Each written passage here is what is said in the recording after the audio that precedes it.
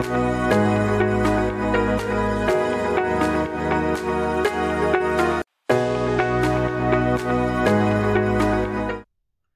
Evening my dear friends. ఈరోజు అంటే 2025 April 26 యొక్క ప్రధానమైనటువంటి కరెంట్ అఫైర్స్ ఏమిటి, దానికి సంబంధించి భవిష్యత్ ఎగ్జామ్స్లో కరెంట్ అఫైర్స్ విభాగంలో ఎలాంటి క్వశ్చన్లు వచ్చే అవకాశం ఉంది, దానికి అనుబంధంగా జనరల్ స్టడీస్ విభాగంలో ఎటువంటి క్వశ్చన్స్ వచ్చే అవకాశం ఉంది అనేది ఒకసారి మనం చూద్దాం. ప్రధానంగా ఆంధ్రప్రదేశ్లో కానిస్టేబుల్ మెయిన్స్ ఎగ్జామినేషన్స్ అతి త్వరలో జరుగుతున్నటువంటి నేపథ్యంలో వారికి, అంతేకాకుండా ఏపీ డిఎస్సిలో మ్యాక్సిమం స్కోర్ చేయడం కోసం general studies and current affairs విభాగంలో క్వశ్చన్స్ ఏ విధంగా వచ్చే అవకాశం ఉంది అనేది ఈ రోజుకి సంబంధించి అంటే 2025 ఏప్రిల్ 26కి సంబంధించి ఒకసారి చూద్దాం. ఈరోజు ప్రధానంగా ఉన్నటువంటి విశేషాలు ఏంటి అంటే, డిఆర్డిఓ వాళ్ళు స్క్రామ్జెట్ ఇంజిన్ని విజయవంతంగా పరీక్షించడం జరిగింది.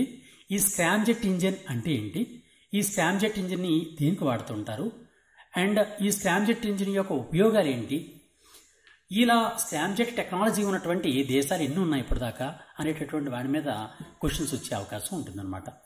అంతేకాకుండా మన ఆంధ్రప్రదేశ్కి చెందినటువంటి ఈ అన్నవరంకి చెందినటువంటి గణేష శర్మ గారు ఈరోజు ప్రతిష్టాత్మకమైనటువంటి హిందూ ధార్మిక క్షేత్రమైనటువంటి కంచిపీఠం, ఈ కంచిపీఠంకి తదుపరి పీఠాధిపతిగా అంటే 71వ పీఠాధిపతిగా ఆయన నియామకం జరగడం జరిగింది.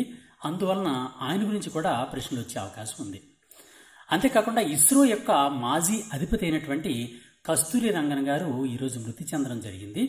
అందువలన ఆ కస్తూరి రంగన్ గారి యొక్క సేవల గురించి కూడా భవిష్యత్ ఎగ్జామినేషన్స్లో క్వశ్చన్స్ వచ్చే అవకాశం ఉంటుంది.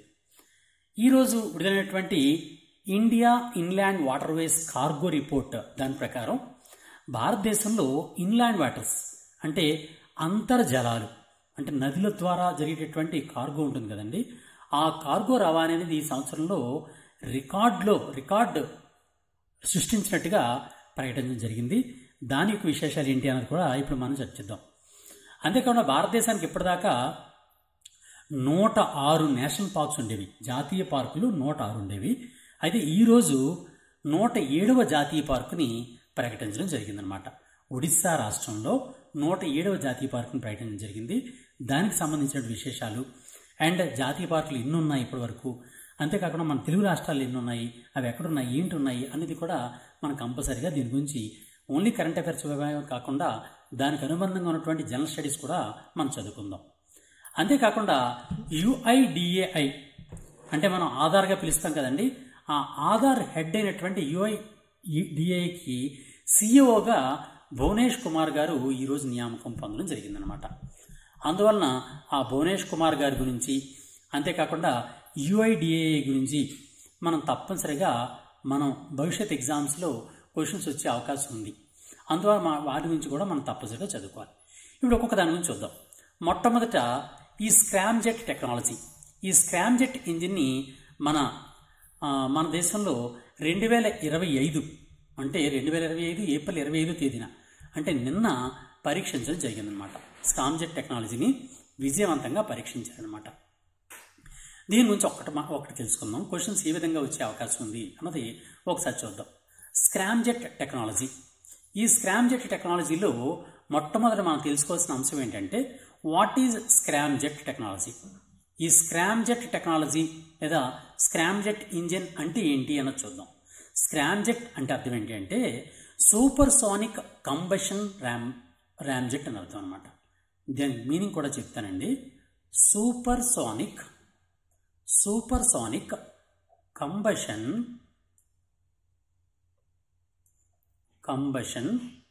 ర్యామ్జెట్ అనే దాన్ని స్క్రామ్జెట్ అని షార్ట్ ఫామ్లో పిలుస్తుంటారనమాట.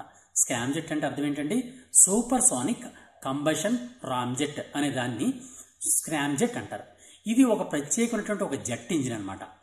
ఇది ఏంటి అంటే దేని పని చేస్తుందంటే, మనం ఎప్పుడు కూడా ప్రధానమైనటువంటి హైపర్సోనిక్ విమానాలు అంటారు. హైపర్సోనిక్ విమానాలు అంటే ఫర్ ఎగ్జాంపుల్ ఎలా అంటే సాధారణంగా కొన్ని యుద్ధ విమానాలు ఎలా వెళ్తాయంటే మాక్ రేంజ్లో వెళ్తుంటాయి. మాక్ రేంజ్ అంటే సౌండ్ ఎంత వేగంతో వెళ్తుందో అంటే ధ్వని వేగంతో సమానమైనటువంటి వేగంతో వెళ్ళేదాన్ని మాక్ 1 అంటారు. మాక్ 2 అంటే ధ్వని వేగం కన్నా 2 వేగంగా. అలాగే మాక్ 3, మాక్ 4, మాక్ 5 అంటారు. ఆ మాక్ 5 అంటే ధ్వని వేగం కన్నా 5 రెట్లు వేగంగా వెళ్ళేటటువంటి వాటిని మాక్ 5 వేగం అంటారనమాట. ఆ విధంగా ధ్వని వేగం కన్నా 5 రెట్లు వేగంతో వెళ్ళేటటువంటి విమానాలని హైపర్ సోనిక్ విమానాలు అని పిలుస్తారండి. హైపర్ సోనిక్ విమానాలు అంటారు. ఈ హైపర్ సోనిక్ విమానాలు సాధారణంగా మ్యాక్ 5 రేంజ్లో వెళ్తుంటాయి అన్నమాట. మ్యాక్ 5 అంటే అర్థం ఏంటండి? ధ్వని వేగం కన్నా 5 రెట్ల వేగంగా వెళ్ళేదాన్ని మాక్ 5 అని పిలుస్తారు. నిజానికి మామూలుగా మన సైన్స్లో చూసుకుంటే ధ్వని వేగం అనే దాన్ని ఎలా చూపిస్తాం? 343 మీటర్స్ పర్ సెకండ్ అంట. అంటే ఒక సెకండ్లో 343 మీటర్స్ వెళ్తే దాని ధ్వని వేగం అంటారు. ధ్వని వేగం అనేది సాధారణమైనటువంటి పొడిగాలిలో ఒక సెకండ్కి 343 మీటర్ వెళ్తుందన్నమాట. దీన్ని మాక్ 1 అంటారు. దానికన్నా 5 రెట్లు ఎక్కువైతే దాన్ని మాక్ 5 లేదా హైపర్ సోనిక్ అంటారు. అలాంటి హైపర్ సోనిక్ విమానాల్లో వినియోగించేటటువంటి ఈ ఇంజిన్ని ఈ స్క్రామ్జెట్ ఇంజిన్ అని పిలుస్తారనమాట. దాన్ని సూపర్ సోనిక్ స్పీడ్తో వెళ్ళేటటువంటి ఇంజిన్ అనమాట. ఈ ఇంజిన్ అనేది హైపర్ సోనిక్ విమానాల్లో ఉపయోగిస్తూ ఉంటారనమాట. అంతేకాకుండా కొన్ని మిస్సైల్ సిస్టమ్స్లో కూడా ఈ స్క్రామ్జెట్ టెక్నాలజీని వినియోగిస్తూ ఉంటారనమాట. అయితే ఇప్పటిదాకా మన ఇండియాకి ఈ స్క్రామ్జెట్ టెక్నాలజీ లేదనమాట. సాధారణంగా ఏంటి అంటే మనం ఒక ర్యాకెట్ లేదా ఒక ఇంజిన్లో చూసుకున్నట్లయితే ఈ ర్యాకెట్లో మనం ఏం చేస్తామంటే ఒకవైపు ఫ్యూయల్ అంటే ఇంధనము, మరోవైపు ఆక్సిజన్ పెడతారనమాట. 2 ట్యాంక్స్ పెడతారు. ఈ ఆక్సిజన్ ఫ్లూయల్ 2 కూడా విడుదల చేస్తూ ఇక్కడ బర్నింగ్ జరుగుతుంది. అంటే దీన్ని కంబషన్ అంటారు. ఆ కంబషన్ జరుగుతుంటుంది. ఆ కంబషన్ నుంచి వచ్చినటువంటి ఆ పవర్ వలన ఈ ర్యాకెట్ అనేది ముందుకు ప్రయాణం చేస్తూ ఉంటుందన్నమాట. కానీ ఈ స్క్రామ్జెట్లో ఉన్నటువంటి స్పెషాలిటీ ఏంటి అంటే 2 ట్యాంకులు అవసరం లేదు. ఏంటి అంటే ఈ స్క్రామ్జెట్ టెక్నాలజీలో ఉన్నటువంటి ఈ ర్యాకెట్ అనేది కేవలం ఒకే ఒక్క ఇంజిన్ కలిగి ఉంటుంది. అంటే ఒకే ఒక్క బాక్స్ కలిగి ఉంటుంది. దీనిలో ఫ్యూయల్ మాత్రం ఉంటుంది. మరి ఇంధనం ఎక్కడి నుంచి వస్తుంది, ఆక్సిజన్ ఎక్కడి నుంచి వస్తుందంటే వాతావరణంలో ఉన్నటువంటి ఆక్సిజన్ పీల్చుకుంటుంది అనమాట. వాతావరణంలో ఆక్సిజన్ ఉంటుంది కదండి, ఆ ఆక్సిజన్ని వినియోగించుకొని ఈ ఇంధనం మండుతూ ఉంటుందన్నమాట. అలాంటి టెక్నాలజీని స్క్రామ్జెట్ టెక్నాలజీ అని పిలుస్తారన్నమాట. ఇప్పటిదాకా సాధారణంగా వినియోగిస్తున్నటువంటి ఇంజిన్స్ అన్నీ కూడా ఎలా ఉండవు. సాధారణంగా ఎలా చేస్తారంటే 2 పెడతారు, ఇంధనం పెడతారు అండ్ ఆక్సిజన్ పెడతారు. కానీ ఈ స్క్రామ్జెట్ టెక్నాలజీలో మాత్రం ఏమి ఇంధనం వాడతారు, ఫ్యూయల్ ఏం వాడతారంటే లిక్విడ్ హైడ్రోజన్ వాడతారు. ఓన్లీ లిక్విడ్ హైడ్రోజన్ మాత్రమే వాడతారు. గాలిలో ఉన్నటువంటి ఆక్సిజన్ ఇది తీసుకొని బర్నింగ్ అంటే కంబషన్ చేస్తూ ఉంటుందన్నమాట. ఆ విధంగా చేసేదాన్ని స్క్రామ్జెట్ ఇంజిన్ అని పిలుస్తారన్నమాట. ఈ స్క్రామ్జెట్ ఇంజిన్ని ఇప్పుడు ఎవరు పరీక్షించారంటే మన హైదరాబాద్లో ఉన్నటువంటి DRDO యొక్క సంస్థ ఒక ల్యాబొరేటరీ దీన్ని పరీక్షించడం జరిగిందనమాట. అంతేకాకుండా ఇది మొట్టమొదటి 2016లోనే నిజానికి ఇస్రో వాళ్ళు దీన్ని పరిశోధన చేశారు.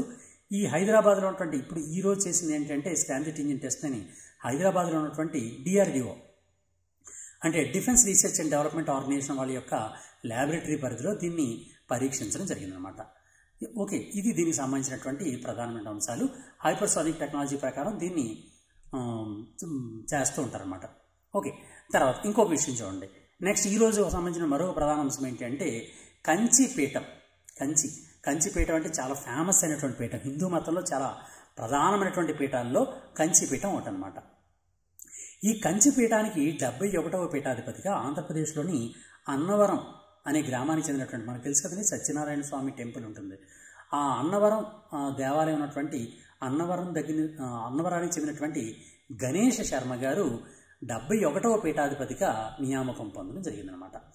అందువల్ల మనం గుర్తుంచుకోవాల్సిన అంశాలు ఏంటి అంటే ఇప్పటి వరకు ప్రస్తుతం ఉన్నటువంటి 70వ పీఠాధిపతి ఎవరు? కంచిపీఠం యొక్క ప్రస్తుతం ఉన్నటువంటి 70వ పీఠాధిపతి పేరు ఏం పేరంటే విజయేంద్ర సరస్వతి గారు. విజయేంద్ర సరస్వతి. ఈ విజయేంద్ర సరస్వతి స్వామి వారు ప్రస్తుతం 70వ పీఠాధిపతిగా ఉన్నారు. 71వ పీఠాధిపతిగా కంచిపీఠం యొక్క 71వ పీఠాధిపతిగా గణేష శర్మ గారు నియామకం పొందడం జరిగింది.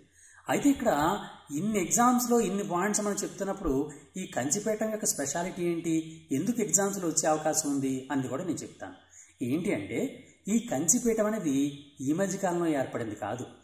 అది ఇంచుమించుగా 482 BC. ఓకేనండి, 482 BC అంటే క్రీస్తు పూర్వం 282. నిజానికి ఏంటంటే బీసీ అనకూడదు, బీసీఈ అనాలి. బిఫోర్ క్రీస్ట్ అనకూడదు, బిఫోర్ కామన్ ఇరా అంటారనమాట. బీసీఈ అంటే బిఫోర్ కామన్ ఇరా. సాధారణంగా ఏంటంటే సాధారణంగా పలకడం బీసీ అంటే బిఫోర్ క్రీస్ట్ అంటూ ఉంటాం, కానీ అది రాంగ్. బిఫోర్ క్రీస్ట్ కాదు, అది బిఫోర్ కామన్ ఇరా. ఎందుకంటే ఈ ఇంగ్లీష్ క్యాలెండర్ ప్రకారం, ఇంగ్లీష్ క్యాలెండర్కి క్రిస్టియానిటీ కన్నా ఈ రోమన్ క్యాలెండరే చాలా ఇంపార్టెంట్ అనమాట. రోమన్ చక్రవర్తి అయినటువంటి జూలియస్ సీజర్ గారు అధిష్ఠించినటువంటి, అంటే చక్రవర్తిగా పదవి స్వీకరించినటువంటి రోజుని ఆయన ఒకటిగా చేర్చి దాన్ని ఒక సంవత్సరంగా ప్రకటించారనమాట. దాన్ని కామన్ ఇరా అని పిలుస్తారు. సిఈ అంటే కామన్ ఇరా అని అర్థం అనమాట. జూలియస్ సీజర్ గారు పదవి స్వీకరించినటువంటి సంవత్సరం రోజు దాన్ని కామన్ ఇరా అంటారు. ఆ కామన్ ఇరా కన్నా ముందున్న దాన్ని బీసీఈ అంటారనమాట. బీసీఈ అంటే బిఫోర్ కామన్ ఇరా అని అర్థం అనమాట. అంటే ఇప్పుడు ప్రస్తుతం 2025 ఏడి అవుతుంది. ఏడి అంటే తర్వాత కాలం 2025 సంవత్సరం అవుతుంది. 2025 సంవత్సరానికన్నా ముందు 482 సంవత్సరాల క్రితం, అంటే క్రీస్తు పూర్వం 482 సంవత్సరాల క్రితం అని కూడా మనం అనుకోవచ్చు. లేదా బిఫోర్ కామన్ ఇరా 482వ సంవత్సరంలో ఈ కంచి పీఠాన్ని ఆదిశంకరాచార్యుల వారు స్థాపించారనమాట. ఎవరు స్థాపించారండి దీన్ని? ఆదిశంకరాచార్యులు చాలా ఫేమస్ అయినటువంటి సెయింట్. ఆ సెయింట్ సుమారు 482 బీసీలో ఆదిశంకరాచార్యుల వారు దీన్ని కాంచీపురం, తమిళనాడులోని కాంచీపురంలో దీన్ని ప్రారంభించడం జరిగిందనమాట. ఈ కంచిపీఠాన్ని ఆ విధంగా ప్రారంభించారు. అందువల్ల ఏంటంటే ప్రాచీనమైనటువంటి, అత్యంత పురాతనమైనటువంటి హిందూ మఠాల్లో ఇది ఒక మఠం అనమాట. అందువల్ల ఇక్కడ ఇంపార్టెన్స్ అనమాట. అందువల్ల మనకి ఎగ్జామ్లో వచ్చే అవకాశం ఉంటుంది. అంతేం ప్రతిదాన్ని మనం చదువుకోక్కర్లేదు, ఎగ్జాక్ట్గా ఎగ్జామ్లో వస్తుంది కాబట్టి మనం చెప్తున్నాం అనమాట. ఇక్కడ మీకు ఇంకో విషయం చెప్తాను. ఆదిశంకరాచార్యుల వారు దీన్ని కంచిపీఠాన్ని స్థాపించారు అని చెప్పాను. నిజానికి ఆదిశంకరాచార్యుల వారు తన యొక్క జీవిత చరమాంకంలో, అంటే చిట్ట చివరి రోజుల్లో ఈ పీఠంలో గడిపారట, కంచిపీఠంలోనే గడిపారట అన్నమాట. అయితే ఆదిశంకరాచార్యులు స్థాపించినటువంటి 4 పీఠాలు ఉంటాయి. ప్రధానమైనటువంటి 4 పీఠాలను స్థాపించారు ఆయన. చాలా చాలా ఫేమస్. భారతదేశానికి చెందినటువంటి 4 వైపులా, తూర్పు, పశ్చిమం, దక్షిణం, ఉత్తరం, 4 వైపులా కూడా 4 పీఠాలను స్థాపించినటువంటి వ్యక్తి ఆదిశంకరాచార్యుల వారు. ఆ ఆదిశంకరాచార్యులు స్థాపించినటువంటి 4 పీఠాల మీద అనేక సార్లు హిస్టరీ పాయింట్ ఆఫ్ వ్యూలో క్వశ్చన్స్ వస్తూ ఉంటాయి. అందువల్ల దాని విషయం చెప్తాను నేను. ఆదిశంకరాచార్యులు స్థాపించినటువంటి మొదటి పీఠం ఏంటి అంటే శృంగేరి పీఠం. ఈ శృంగేరి పీఠం కర్ణాటకలోని శృంగేరిలో ఉందన్నమాట. కర్ణాటకలోని శృంగేరి అనే పట్టణంలో ఇది ఉంది. ఈ కర్ణాటకలో ఉన్నటువంటి శృంగేరి పీఠంలో ఏ వేదాన్ని పరిరక్షిస్తారు అంటే యజుర్వేదాన్ని పరిరక్షిస్తారు. సాధారణంగా మనందరికీ తెలుసు, వేదాలు అనేవి 4 వేదాలు ఉంటాయి. 4 వేదాల్లో పురాతనమైనది ఋగ్వేదం, యజుర్వేదం, సామవేదం, అధర్వణ వేదం అని 4 వేదాలు ఉంటాయి. ఈ 4 వేదాల్లో 4 పీఠాల్లోని 4 వేదాల్ని సంరక్షించబడుతూ ఉంటాయన్నమాట. శృంగేరి పీఠం, కర్ణాటకలోని శృంగేరిలో ఉన్నటువంటి శృంగేరి పీఠంలో యజుర్వేదం సంరక్షించబడుతూ ఉంటుందన్నమాట. అంటే యజుర్వేదం గురించి అక్కడ ప్రొటెక్షన్ కోసం కార్యక్రమాలు జరుగుతూ ఉంటాయి. నెక్స్ట్ రెండోది ఏంటి అంటే ద్వారకాపీఠం. దీన్ని ద్వారకా శారదాపీఠం అని కూడా పిలుస్తారనమాట.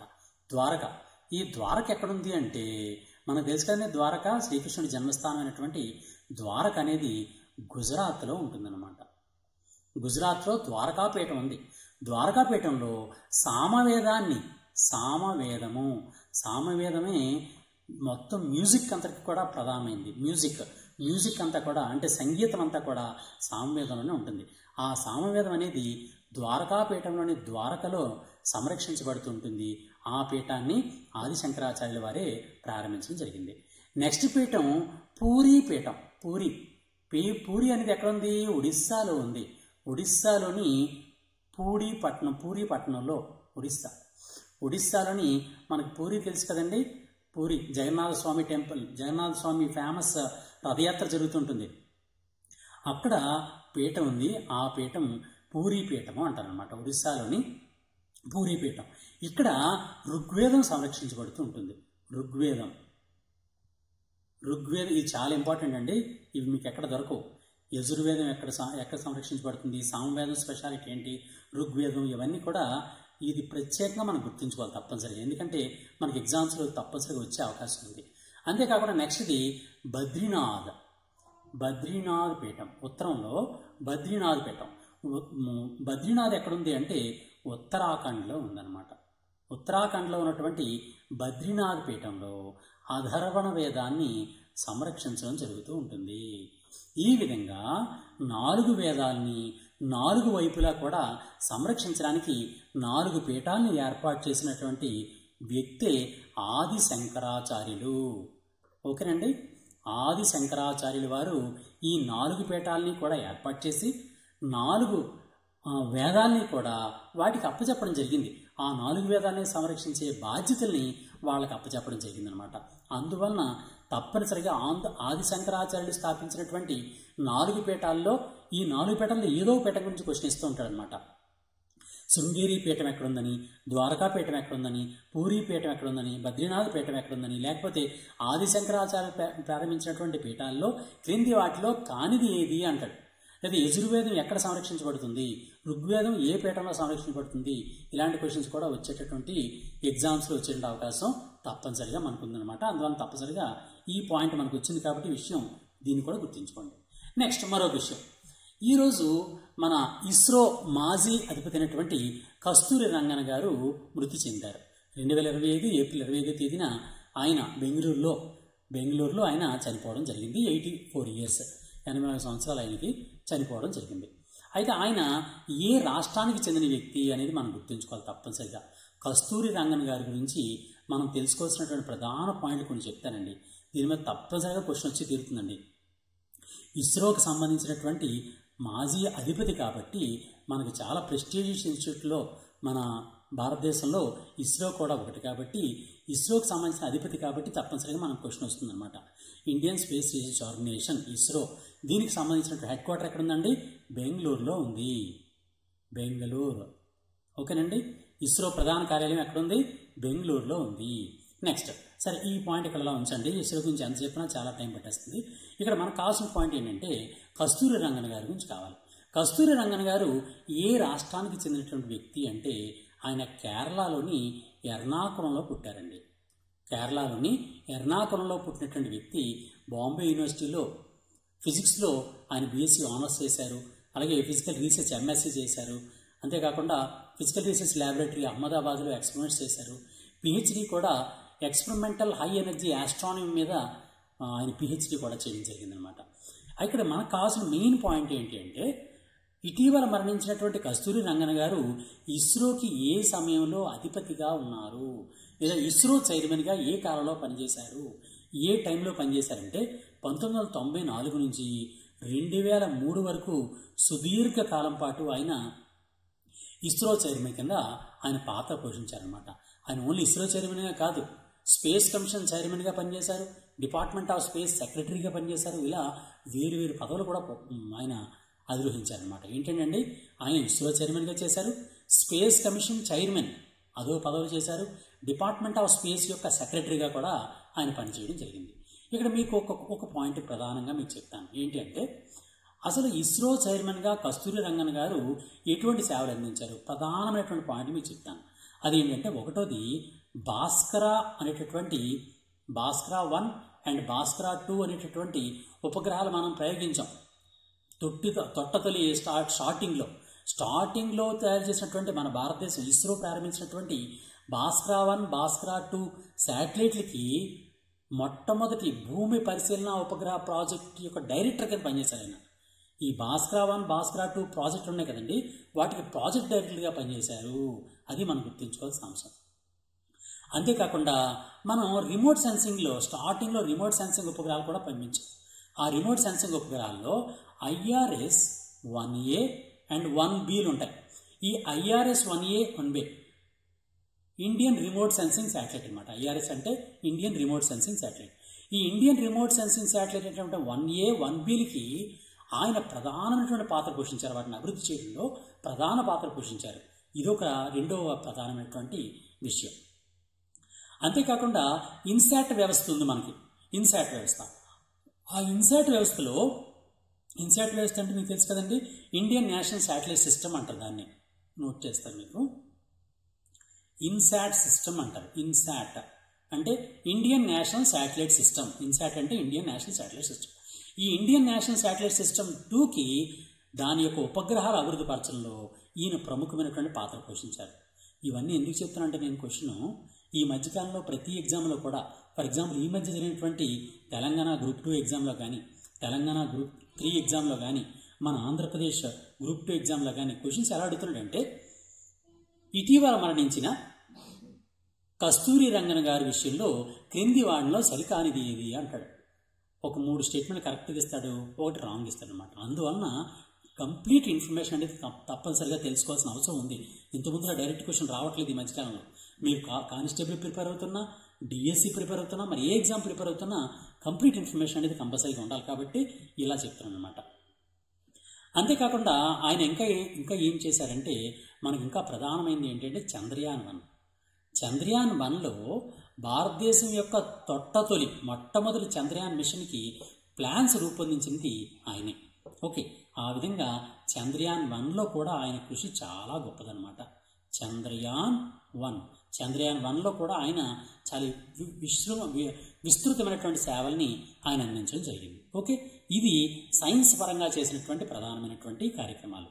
మరో ప్రధానమైనటువంటి విషయం గురించి, ఈ కస్తూరి రంగన్ గారి గురించి మనకు తప్పనిసరిగా క్వశ్చన్ వస్తుందండి.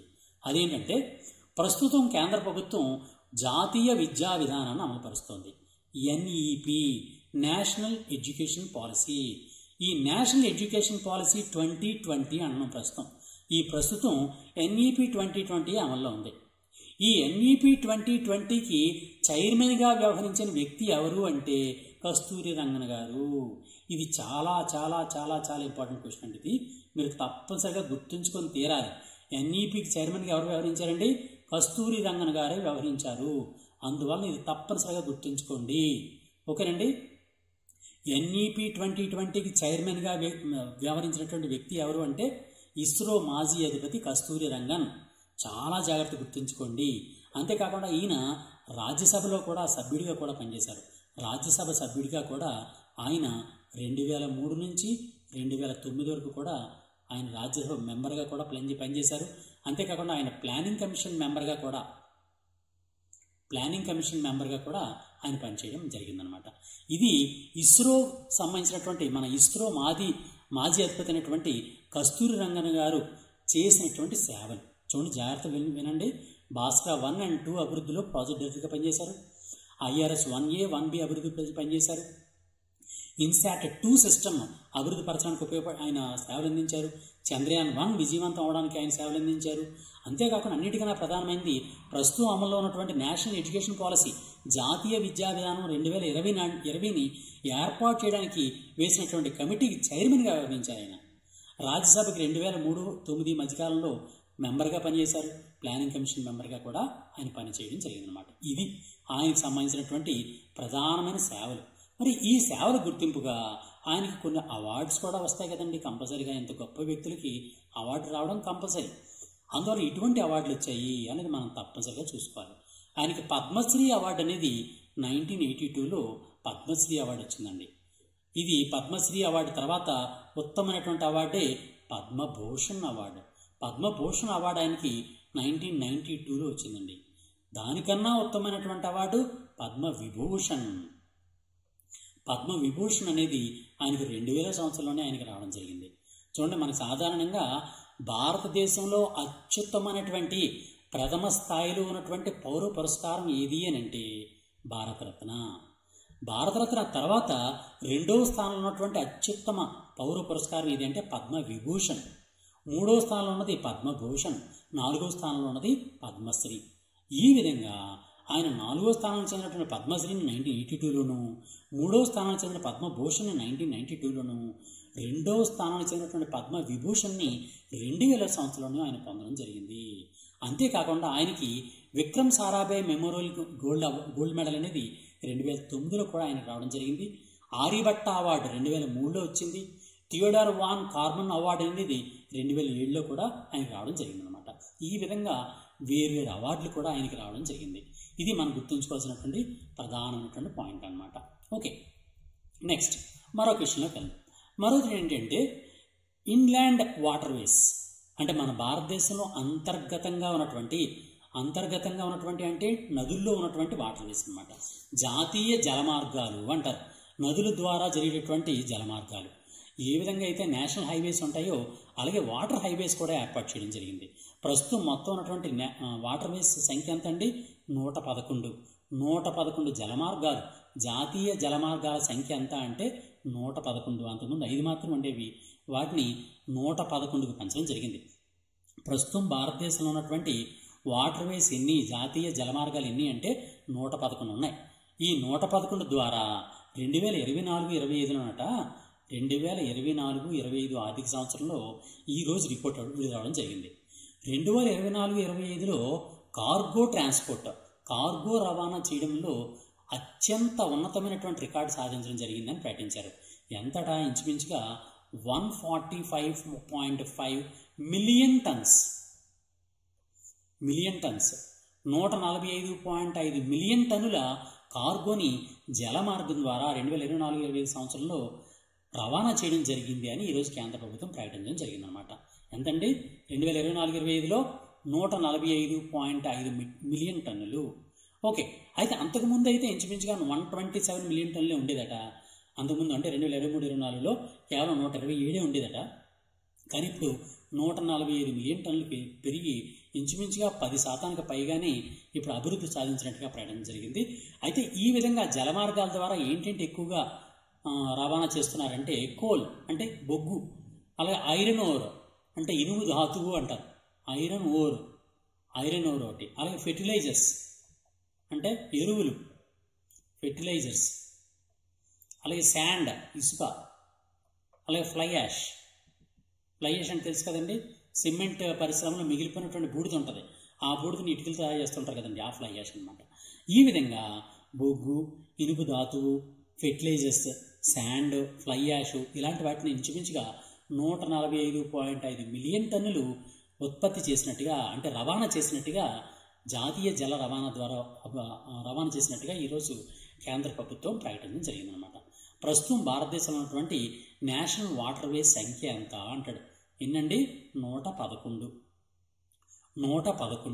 ఈ 111 గుర్తు రాగానే మీకు తప్పనిసరిగా గుర్తు రావాల్సింది ఏంటంటే 111వ ఆర్టికల్. ఇక్కడ నిజానికి ఇది దీనికి సంబంధించింది కాదనుకోండి, కానీ 111 అనేది ఎప్పుడైనా గుర్తొచ్చింది అంటే మనం తప్పనిసరిగా గుర్తుంచుకోవాల్సింది ఏంటంటే 111వ ఆర్టికల్ ప్రకారమే భారత రాష్ట్రపతి సంతకాలు పెట్టే అధికారాన్ని కలిగి ఉంటారు. రాష్ట్రపతి ఆమోదముద్ర, పార్లమెంట్ ఆమోదించినటువంటి బిల్లుల పైన తన ఆమోదాన్ని తెలియజేయడం అనేది ఆర్టికల్ 111 ప్రకారమే చేస్తూ ఉంటారు రాష్ట్రపతికి అనమాట. ఇక్కడ దీనికి సంబంధించింది కాదనుకోండి, కానీ 111 ఎప్పుడైతే కనిపించిందంటే మీరు తప్పనిసరిగా గుర్తుంచుకోవాల్సింది ఇదే అనమాట. సరే, ఇది మామూలుగా చెప్పాను అంతే. సరే, ఈ విధంగా 111 నేషనల్ వాటర్వేస్ అనేవి మన భారతదేశంలో ఉన్నాయి. దానిలో ప్రధానమైనది ఏంటంటే నేషనల్ వాటర్వే 1. 111 కూడా ప్రధానమైనది నేషనల్ వాటర్వే 1. నేషనల్ వాటర్వే 1 ఎక్కడో తెలుసండి? గంగా నది మీద ఉంది. గంగా నది మీద అలహాబాద్ నుంచి హాల్దియా వరకు ఉంది. అలహాబాద్ నుంచి హాల్దియా వరకు గంగా నదిలో ఉన్నటువంటి వాటర్వేని నేషనల్ వాటర్వే 1 అంటారు. నేషనల్ వాటర్వే 2 అనేది ఎక్కడుందంటే బ్రహ్మపుత్ర నదిలో ఉంది. నేషనల్ వాటర్వే 3 ఎక్కడుందంటే కేరళలో ఉంది. ఇవన్నీ కూడా మీరు ఒకసారి జాగ్రత్తగా చూసుకోండి, ఇంకెందుకని ఎక్కువ అవుతుందని నేను ఇలా కట్ చేస్తున్నాను. సరే, నెక్స్ట్ ఇంకొక విషయం చెప్తాను. అదేంటంటే ఈరోజు ఒడిస్సాలో మన భారతదేశంలోనే 107వ జాతీయ పార్క్ అనేది కొత్తది ప్రకటించడం జరిగిందనమాట. భారతదేశం యొక్క 107 నేషనల్ పార్క్. ఇప్పటిదాకా 106 మాత్రమే ఉండేవి, కానీ ఇప్పుడు 107వ జాతీయ పార్క్ అనే దాన్ని ప్రకటించడం జరిగింది. అది ఎక్కడ అంటే ఒడిస్సాలో ప్రకటించడం జరిగింది. ఒడిస్సాలో ఉన్నటువంటి సిమ్లీపాల్, ఒడిస్సాలోని సిమ్లీపాల్ నేషనల్ పార్క్, సిమ్లీపాల్ జాతీయ పార్కు, ఒడిస్సాలోని సిమ్లీపాల్ నేషనల్ పార్క్ అనేది భారతదేశం యొక్క ఈరోజు ప్రకటించబడినటువంటి 107వ జాతీయ పార్కు. మన 106ది ఏది? 106వ జాతీయ పార్క్గా ఇంతవరకు ఎక్కడ ఏది ఉండేదంటే అస్సాంలో ఉన్నటువంటి Raimona national park. Raimona national park. అస్సాంలోని రైమోనా నేషనల్ పార్క్ అనేది 106వ జాతీయ పార్క్గా ఉంటే అదే రీసెంట్ ఉండేది. కానీ ఈరోజు 107వ జాతీయ పార్క్గా సిమిలీపాల్ నేషనల్ పార్క్ అంటే ఒడిశాలో ఉన్నటువంటి సిమిలీపాల్ నేషనల్ పార్క్ అనేది ప్రకటన జరిగింది. ఇప్పటిదాకా ఎన్ని ఉన్నాయంటే నేషనల్ పార్క్స్ మన భారతదేశంలో 107 ఉన్నాయి.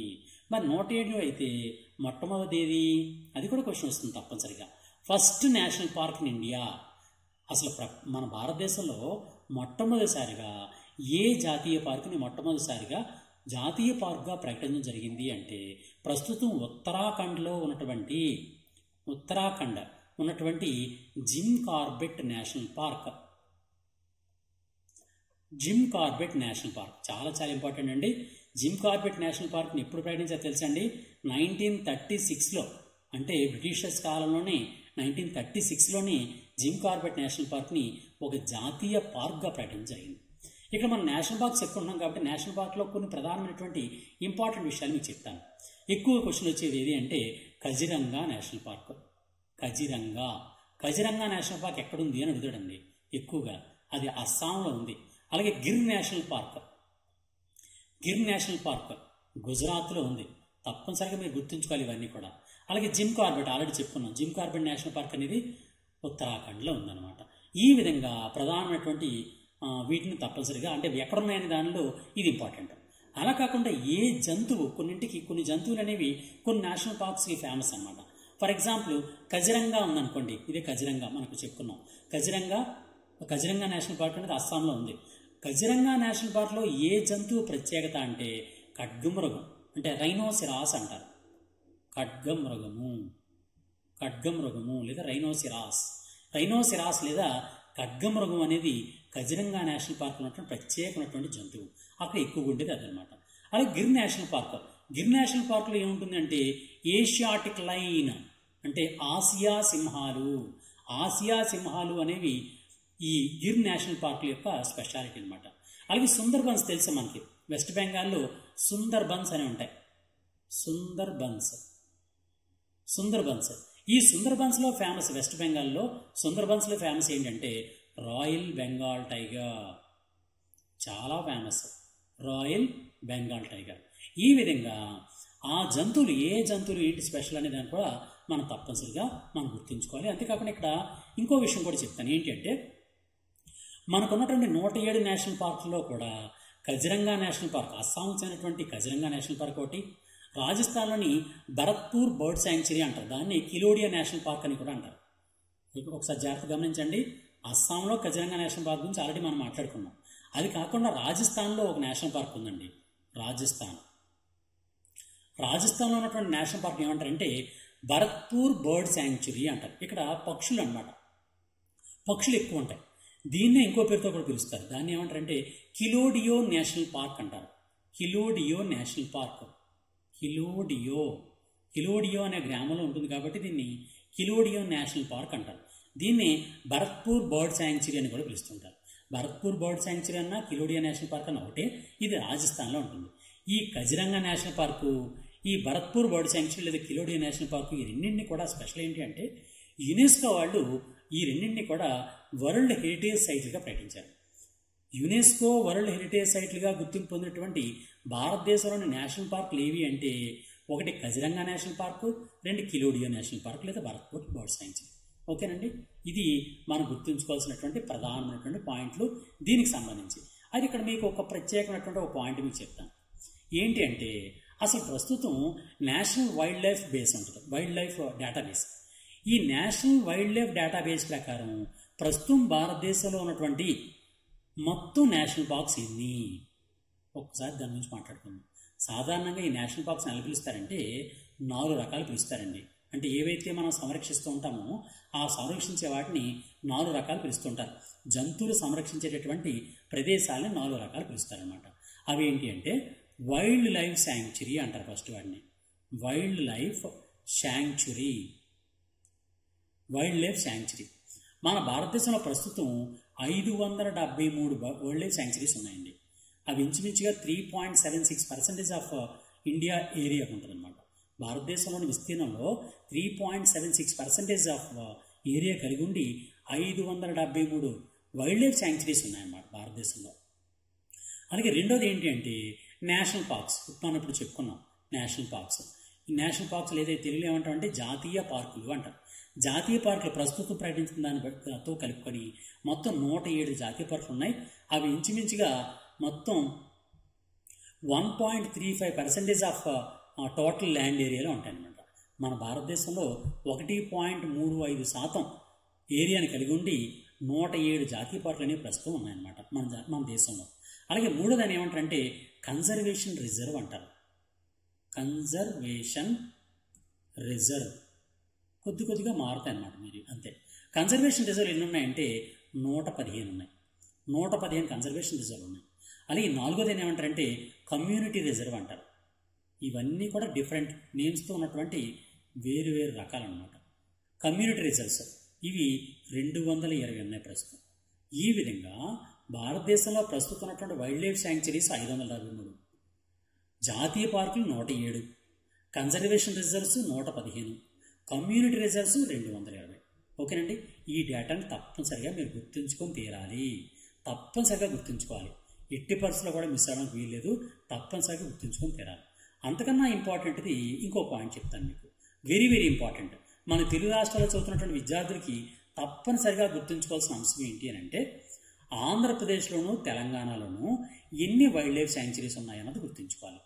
ఫర్ ఎగ్జాంపుల్ ఆంధ్రప్రదేశ్ ఉందనుకోండి. ఆంధ్రప్రదేశ్లో ఏపీలో వైల్డ్ లైఫ్ శాంక్చురీస్ సంఖ్య, ఏపీలో ఉన్నటువంటి వైల్డ్ లైఫ్ శాంక్చురీస్ ఎన్ని అంటే 13 వైల్డ్ లైఫ్ శాంక్చురీస్ ఉన్నాయి. అలాగే తెలంగాణలో అయితే 9 వైల్డ్ లైఫ్ శాంక్చురీస్ ఉన్నాయి. ఓకేనండి.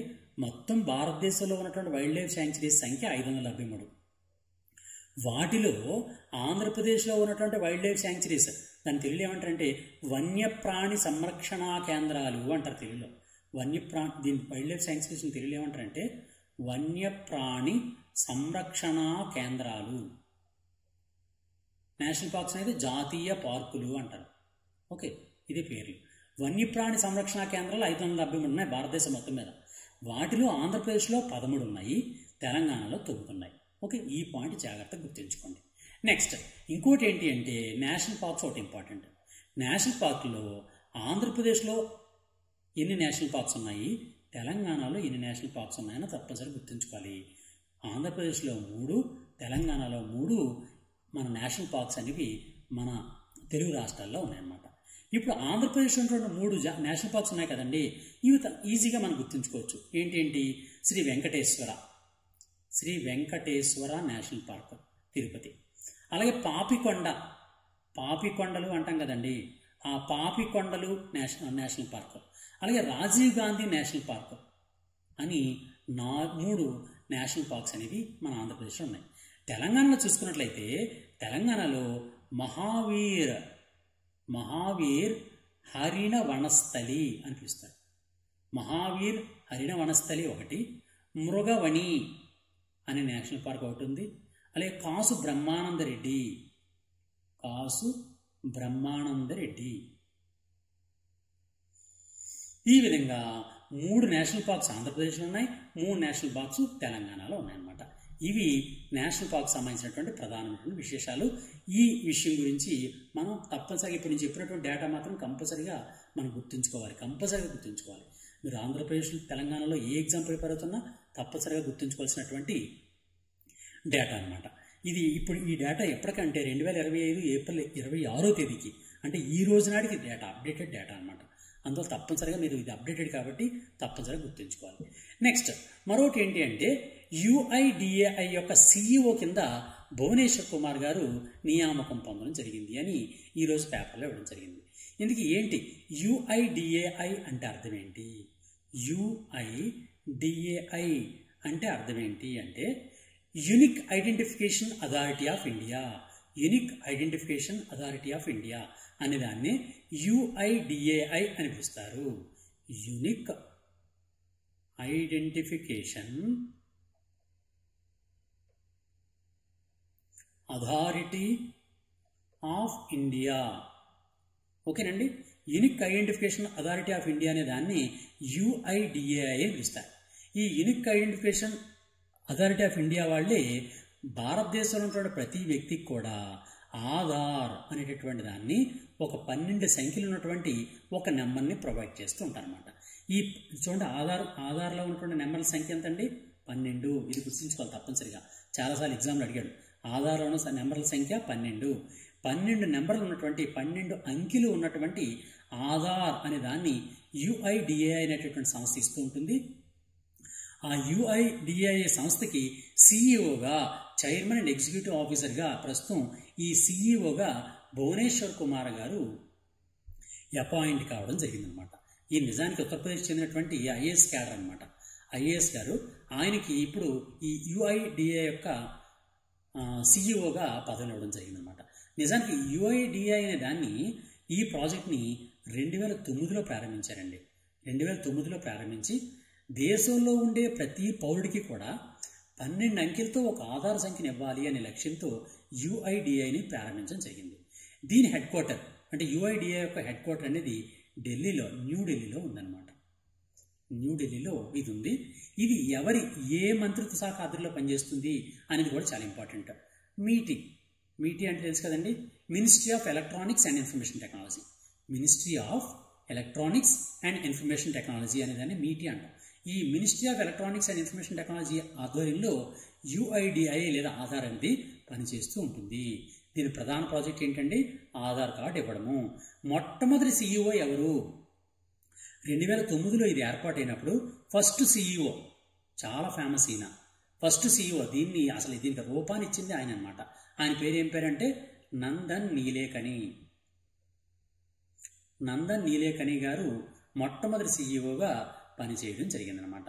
ఓకే, ఈ విధంగా ప్రస్తుతం మనం అనేకమైన దానికి మనం ఆధారపడుతున్నాం. ఫర్ ఎగ్జాంపుల్ DBT అంటే డైరెక్ట్గా కేంద్ర ప్రభుత్వమే లేదా రాష్ట్ర ప్రభుత్వం ఎవరికైనా లబ్ధిదారులకి డబ్బులు వేయాలనుకుంటే బ్యాంక్ అకౌంట్లో డైరెక్ట్గా వేస్తుంది. దాన్ని ఏమంటాం, DBT అంటాం. అంటే డైరెక్ట్ బెనిఫిట్ ట్రాన్స్ఫర్ అంటారు.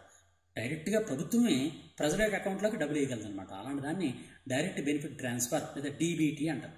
అలాగే ప్యాన్ లింక్ చేయడం, ప్యాన్ లింకింగ్ అంటారు.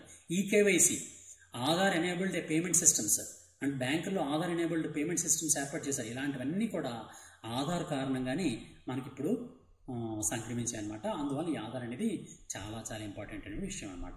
ఈ విధంగా దీనికి సంబంధించినటువంటి ఇన్ఫర్మేషన్ ఇప్పుడు మనం చెప్పుకున్నాం. ఇలా ఈరోజు సంబంధించినటువంటి అంటే ఈరోజు ప్రధానంగా మనం మాట్లాడుకున్నవన్నీ కూడా చాలా ఇంపార్టెంట్ ఇష్యూస్ అండి. Very very important issues. దీని మీద తప్పనిసరిగా వీటి మీద క్వశ్చన్స్ వచ్చి తీరుతాయి. ఈ క్వశ్చన్స్లో మనం గుర్తుంచుకోవాల్సిన విశేషాలు ఏంటంటే చెప్పుకున్నాం. ఈరోజు స్క్రామ్జెట్ ఇంజిన్ పరీక్ష గురించి చెప్పుకున్నాం. కంచిపేట 71 పీఠాధిపతిగా చెప్పుకున్నాం. అంతేకాకుండా ఆది శంకరాచార్యుల వారు ఏర్పాటు చేసినటువంటి 4 పీఠాలు, వాటి యొక్క వేదాలు, వాటి గురించి కూడా మాట్లాడుకున్నాం. అలాగే ఇస్రో మాజీ అధిపతి అయినటువంటి కస్తూరి రంగన్ గారు మృతి చెందిన నేపథ్యంలో కస్తూరి రంగన్ గారు చేపట్టినటువంటి వేరు కార్యక్రమాల గురించి మాట్లాడుకున్నాం. ఆయన చేపట్టినటువంటి సేవలు చేసిన గురించి మాట్లాడుకున్నాం. ఆయనకు ఇచ్చినటువంటి అవార్డు గురించి మాట్లాడుకున్నాం. అలాగే భారత ఇన్లాండ్ వాటర్వేస్ ద్వారా కార్గో రవాణాలో రికార్డు నెలకొల్పిన నేపథ్యంలో ఇన్లాండ్ వాటర్వేస్ గురించి మాట్లాడుకున్నాం. అలాగే మన భారతదేశంలో కొత్తగా ఏర్పాటైనటువంటి 107వ నేషనల్ పార్క్, ఒడిశాలోని సిమ్లీపాల్ నేషనల్ పార్క్ గురించి మాట్లాడుకున్నాం. అలాగే UIDAI యొక్క CEOగా భువనేష్ కుమార్ గారు నియామకం పొందారు కాబట్టి అసలు UIDAI అంటే ఏంటి, CEO ఎవరు, ఫస్ట్ CEO ఎవరు, ఆధార్ అంటే ఏంటి, ఆధార్లో ఎన్ని నెంబర్లు ఉంటాయి, ఇవన్నిటి గురించి కూడా ఈరోజు మాట్లాడుకోవడం జరిగిందనమాట. అందువలన ఈరోజు చాలా చాలా ఇంపార్టెంట్. మీరు చాలా జాగ్రత్తగా మీరు అతి త్వరలో నేను PDF కూడా ఇవ్వడానికి నేను ట్రై చేస్తాను. ప్రతి వీడియోకి సంబంధించినటువంటి నోట్స్ నేను తయారు చేస్తాను కాబట్టి ఆ నోట్స్ని దీనికే లింక్ పెట్టి PDF కూడా ఇవ్వడానికి మన గాంధీ యాప్లో PDF కూడా ఇవ్వడానికి నేను ట్రై చేస్తాను. అందువల్ల తప్పనిసరిగా మీ అందరూ కూడా మీరు ఎవరైనా సబ్స్క్రైబ్ చేసుకోకపోతే సబ్స్క్రైబ్ చేసుకోండి. అంతేకాకుండా మన యాప్ను డౌన్లోడ్ చేసుకోకపోతే ఇమ్మీడియట్గా ప్లేస్టోర్లోకి వెళ్ళి GANDEEVAM గాంధీవం అని మీరు టైప్ చేస్తే మన గాంధీ యాప్ డౌన్లోడ్ అవుతుంది. గాంధీ యాప్లో మీరు ఏపీ DSE ప్రిపేర్ అవుతున్నా, ఏపీ కానిస్టేబుల్ ప్రిపేర్ అవుతున్నా, ఇంక ఏ ఎగ్జామ్ ప్రిపేర్ అవుతున్నా ప్రతి దానికి సంబంధించినటువంటి వీడియో కోర్సెస్ పెట్టాం. అంతేకాకుండా వెరీ వెరీ ఇంపార్టెంట్, ఏదైతే మనం ప్రతిసారి కూడా ఏదైతే మనం ఫాలో అవుతామో అంటే ఎగ్జామినర్ యొక్క ఆలోచన విధానానికి అనుగుణంగా హిస్టరీ నుంచి ఎలాంటి క్వశ్చన్లు వచ్చే అవకాశం ఉంది. షార్ట్ పీరియడ్ ఇచ్చాడు ఇప్పుడు ఫస్ట్ ఎగ్జామ్స్. ఈ ఎగ్జామ్ షార్ట్ పీరియడ్లో హిస్టరీ నుంచి ఎటువంటి క్వశ్చన్స్ వచ్చే అవకాశం ఉంది, జనరల్ స్టడీస్లో పాలిటీ నుంచి ఎలాంటి క్వశ్చన్లు వచ్చే అవకాశం ఉంది, జోగ్రఫీ నుంచి ఎలాంటి క్వశ్చన్లు అవకాశం ఉంది, ఎకానమీ మీద ఎలాంటి క్వశ్చన్ వచ్చే అవకాశం ఉంది. ఇలా ఇంపార్టెంట్ ఇష్యూస్ని సిలబస్లో ఉన్న ప్రతి అంశానికి సంబంధించినటువంటి ఇంపార్టెంట్ ఇష్యూస్ని అన్ని కలెక్ట్ చేసి టెస్ట్ సిరీస్ని కూడా స్టార్ట్ చేయడం ప్రారంభించాం ఈ రోజు నుంచి. అందులో తప్పనిసరిగా మీరు ఏ ఎగ్జామ్ ప్రిపేర్ అవుతున్నా తప్పనిసరిగా మన యాప్లో గాంధీ యాప్లో ఉన్నటువంటి టెస్ట్ సిరీస్ని ఫాలో అవ్వండి. ఫాలో అయితే మీరు తప్పనిసరిగా అకార్డింగ్ టు సిలబస్ దాన్ని ఇవ్వడం జరిగింది. ఇంపార్టెంట్ ఇష్యూస్ మాత్రం ఇచ్చాం. తక్కువ పీరియడ్లోనే వేగంగా దాన్ని రివైజ్ చేయడం కోసం ఈజీగా ఉండేటట్టుగా మనం ఇవ్వడం జరిగింది. అందులో తప్పనిసరిగా గాంధీ యాప్ని మీరు డౌన్లోడ్ చేసుకొని దానిలో ఉన్నటువంటి వీడియో కోర్సెస్ అండ్ టెస్ట్ సిరీస్ని ఫాలో అయితే అతి తక్కువ కాలంలోనే మీరు వేగంగా మొత్తం రివిజన్ చేసుకోగలుగుతారు, చదివేయగలుగుతారు. అందువల్ల తప్పనిసరిగా గాంధీ యాప్ గురించి డౌన్లోడ్ చేసుకోండి. మీ మిత్రులు కూడా చెప్పండి. మన ఏకలవ్య కరెంట్ అఫైర్స్ ఎవరైనా మీరు సబ్స్క్రైబ్ చేసుకోకపోతే సబ్స్క్రైబ్ చేసుకోండి. మీ మిత్రులు కూడా తప్పనిసరిగా షేర్ చేస్తారని, ఆ విధంగా నాకు సహాయం చేస్తారని మిమ్మల్ని అందరినీ కోరుతూ all the best. God bless you. రేపు మళ్ళీ రేపు ఈవినింగ్ కలుద్దాం. Thank you very much. తప్పనిసరిగా షేర్ చేయండి. Thank you.